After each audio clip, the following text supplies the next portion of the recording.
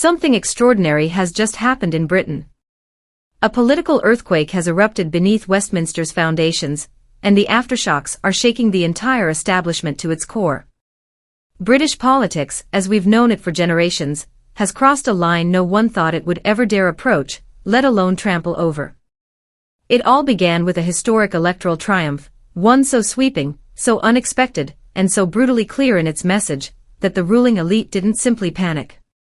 They retreated into survival mode. And now, in a move so unprecedented that it's left historians, commentators and citizens alike stunned, King Charles III himself has reportedly been drawn into the chaos. Not just as a passive observer, but as a quiet actor behind the scenes, called upon, it is said, to help prevent what insiders are describing as a constitutional crisis. What triggered this drama? Nigel Farage. The man once cast aside as a fringe troublemaker has now emerged as the dominant force in British politics. The man who once fought from the margins has bulldozed his way to the centre of power. In the 2025 local elections, Farage and Reform UK didn't just have a good night, they tore through the political landscape like a tidal wave. 677 council seats. Control of 10 local councils wrested from the old parties. 2 mayoralties secured. A decisive by-election victory in Runcorn and Helsby that left pundits reeling. In one single night, Farage managed to do what few thought possible, outflank both the Conservatives and Labour in their own backyards. And as the results poured in, he declared it plainly for all to hear. This is the beginning of the end for the Conservative Party. But if the Tories are bleeding, it is Labour that is hemorrhaging. And Farage, as ever, knows where to strike. He didn't wait. Within hours of the results being finalized, whispers began to emerge from Westminster. Sources close to the top brass of Reform UK began leaking details. Farage had reached out to senior MPs, on both sides of the aisle. His proposal. A cross-party alliance. Emergency. Ruthless. Calculated. A vote of no confidence in Keir Starmer, designed to bring down the government before Labour could recover, and before the media could do what it always tries to do, turn the populist surge into a passing story, a glitch in the system. But this time, the system itself blinked. Because behind closed doors, something remarkable happened. High-level whispers from within Buckingham Palace suggest that King Charles was advised to intervene, not directly, of course, but with royal discretion. The Crown, it is alleged, urged restraint. Constitutionality. National unity, they called it. Let's not mince words, the monarchy, our monarchy, may have just stepped in to protect a prime minister on the ropes from the will of the electorate. The man who won more new seats than Labour and the Conservatives combined is not being challenged at the ballot box, but blocked by palace advice and quiet interference. This is not democracy. This is fear, raw, unfiltered, establishment fear. Because Nigel Farage does not just threaten the parties. He threatens the entire political architecture, the backroom deals, the legacy appointments, the ideological echo chambers that have dictated national policy for decades. He represents a Britain that Westminster has long tried to ignore, ordinary people who are fed up, worn down, and sick of being patronized. People who have seen their towns hollowed out, their values sneered at, and their voices drowned in the corridors of power. Farage gives them a voice. And now, the system is scrambling to silence it. We've seen this film before, haven't we? They said Brexit would never happen. It did. They said Farage could never lead a major party. He has. They said Reform UK would be a footnote. Now it's knocking on the gates of number 10. And as always, when the people move, the elite strikes back. And here's why they're so desperate. Keir Starmer's Labour Party is not merely struggling, it's tearing itself apart from the inside. The so-called Red Wall caucus, those Northern and Midland backbench MPs who once helped deliver Labour's resurgence, are on the brink of open revolt. For months they've been warning, deal with mass immigration, restore order, and reconnect with working-class voters, or prepare to be wiped out. Starmer didn't listen. And now, they're watching their seats evaporate. Some are reportedly already in secret discussions with Reform UK. Others have issued ultimatums: back digital ID cards for migrants, overhaul the asylum system, or we cross the floor. Meanwhile, public concern about immigration is higher than it's been in decades. According to the latest polls, over 70% of Britons believe immigration levels have been far too high for the past 10 years. And still, Labour refuses to move. And so, what do? They appeal to the palace. They rely on royal caution to defend their grip on power. That's not governance. That's weakness hiding behind velvet curtains. But it doesn't end there. Let's remember the 2023 Public Order Act, the piece of legislation that turned Britain into a protest-free zone. The law that lets police arrest you not for rioting, but for being too noisy. For making a public fuss. For daring to dissent. Where was Labour when that was passed? Silent. Where was Labour when our right to protest was trampled? Missing. And now? Now they have the gall to accuse Nigel Farage of being a threat to democracy. This isn't about protecting democracy. It's about preserving privilege. What happened at the ballot box wasn't a fluke, it was a revolution in slow motion. The Tories? Collapsing. Labour? Splintering. The Lib Dems? Picking through the wreckage. And Reform UK? They're not just knocking at the doors of power. They're battering them down. And the monarchy, it seems, is trying to hold the door shut. It's more than undemocratic. It's shameful. We're told the king's advisors are concerned about stability. But ask yourself, whose stability are they really protecting? Not the factory worker in Doncaster whose job vanished overseas. Not the young mother in Birmingham who can't get a GP appointment. Not the pensioner in Wrexham choosing between heating and eating. Certainly not the millions of Britons who feel like strangers in their own country. No, the stability they seek to preserve is their own. The stability of a political elite that governs without listening. That lectures instead of serves.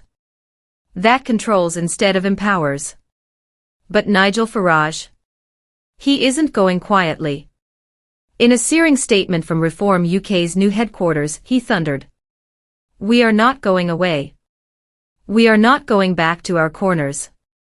The British people have spoken, and we will not be silenced by palace whispers or backroom deals. This is only the beginning. A general election is coming, whether the elites like it or not. And when it comes, every Labour MP who sneered at the people, every Tory who sold out their base, every media outlet that tried to spin and suppress the truth, they will face the reckoning. Because the game has changed. The mask has slipped. The illusion is shattered. And Britain? She's waking up. And here's the irony, the darker it gets for Nigel Farage, the more he shines. Because every attempt to silence him, to shut him down, to block him from Westminster's corridors of power, only fuels the very fire they're trying to extinguish. Call him dangerous. Call him divisive. Call him what you like. But the people? They've already decided. They're not turning back. And they're certainly not waiting for permission. What's coming can't be stopped, not by palace whispers, not by party machines, and certainly not by a political class that no longer knows how to listen. The public has spoken. And now they are watching. Which brings us to another twist in this rapidly unraveling drama, a legal battle that has struck yet another blow to the crumbling edifice of establishment control. The government has just lost its appeal in one of the most explosive legal showdowns in recent memory. The Court of Appeal has now upheld a previous High Court ruling that declared Sala Braverman's notorious anti-protest regulations unlawful, marking a seismic victory for civil liberties in this country. A law introduced without a full vote in Parliament, and defended vigorously by both Conservative and Labour governments, has now been dismantled in court.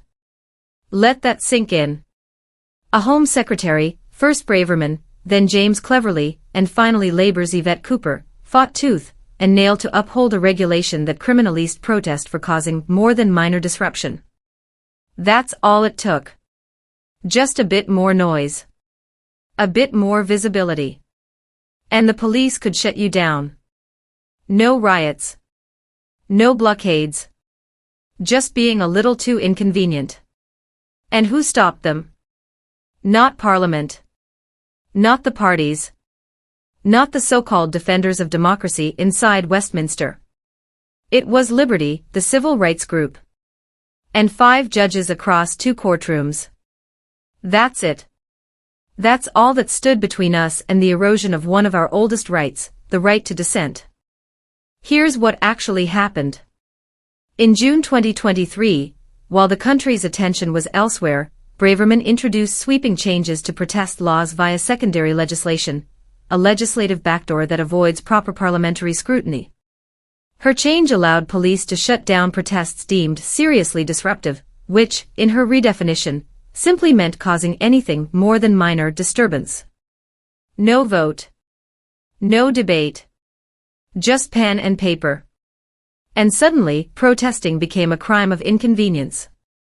By May 2024, the High Court had ruled that Braverman's interpretation was unlawful. But did the government accept that judgment? Of course not. James cleverly appealed the ruling as Home Secretary. And when Labour came to power, they didn't drop the appeal. Yvette Cooper, in a stunning betrayal of Labour's supposed commitment to civil rights, chose to continue the legal fight, aligning herself with the very legislation Braverman pushed through. Liberty condemned it in scathing terms. Their director, Akiko Hart, didn't mince her words. She called Labour's continuation of the appeal undemocratic, unconstitutional, and unacceptable. She accused Braverman of sneaking the legislation through without the public knowing, and she was right. Braverman avoided the usual parliamentary vote by using obscure legal channels, bypassing the democratic process altogether. And now, the Court of Appeal has spoken again. On Friday, 3 of the most senior judges in the country, Lord Justice Underhill, Lord Justice Ding Emons, and Lord Justice Adis, unanimously agreed that Braverman's interpretation of serious disruption was legally indefensible. The phrase, they said, carries a high threshold. It cannot be stretched to include something merely more than minor. In short, Braverman broke the law. Labour defended the broken law. And now that law is gone. But the consequences remain.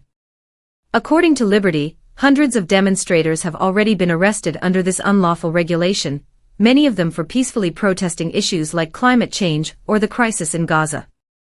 Entire communities, especially British Palestinian groups and environmental activists, have faced targeted policing under this now illegal rule.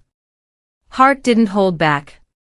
She called it a blatant abuse of power by a government that simply wanted to silence those it disagreed with. She said it was astonishing that the current government still chose to stand by this regulation, even after 5 senior judges in 2 separate hearings had made it crystal clear, this law was an affront to democracy. And what was Labour's excuse? That the powers were needed to manage demonstrations peacefully. That this wasn't about censorship but about balance. But the public isn't buying it anymore. Because we know what balance means in their language. It means control. Silence. Obedience. And now, even as the courts strike down one law, ministers are already planning the next. A Home Office spokesperson confirmed that while the Braverman regulation had been deemed unlawful, the government remains committed to drafting new protest laws, this time targeting demonstrations near religious sites and public institutions.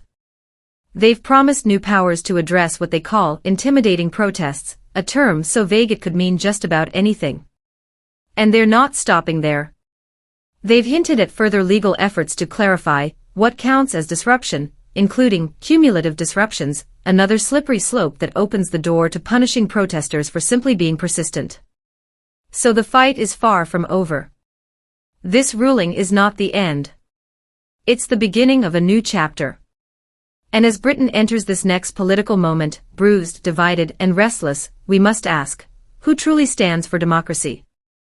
Is it the politicians hiding behind outdated titles and unelected advisors? Or is it the people, angry, awake, and unwilling to be silenced? Because one thing is now abundantly clear. The public is not just rising up. They're remembering who holds the real power. And it's not Parliament. It's not the Crown. It's not the party machines. It's them. It's us.